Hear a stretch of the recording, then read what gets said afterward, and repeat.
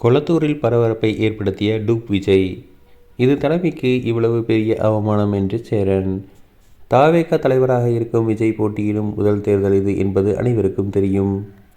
இந்நிலையில் தவேக வேட்பாளர்களோ விஜய்க்கு பதிலாக என்ன செய்வது என்று யோசித்து செய்யும் காரியங்கள் அவரை கிண்டல் செய்து சிரிக்கும் வகையில் உள்ளது. கொளத்தூரில் தவேக சார்பில் போட்டியிடும் வி.எஸ். பாபு மக்களிடையே வாக்கு சேகரித்தார்.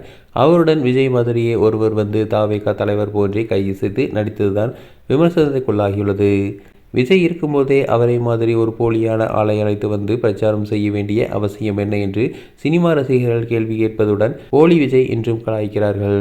இந்த நிலையில் விஜய் மாதிரியான ஆள் வாக்கு சேகரித்த வீடியோவை பார்த்த இயக்குனர் சேரன் எக்ஸ் தளத்தில் கருத்து ஒன்றை பதிவு செய்துள்ளார். அதில் ஒரு கட்சி தலைவர் தான் போட்டியிடும் முதல் தேர்தலில் இது மாதிரியான பரப்புரை நிலை சரியா என கேள்வி எழுப்பியுள்ளார். அந்த தலைவர் அனைத்து தொகுதியிலும் சென்றிருக்க வேண்டாமா? அப்படி இல்லாமல் திருவிழாவில் புகைப்படம் எடுக்க நடிகர்களின் கட் அவுட் வைப்பது மாதிரி விஜயின் டூப் பிரச்சார வேனில் வருவது தலைமைக்கு அவ்வளவு பெரிய அவமானம்.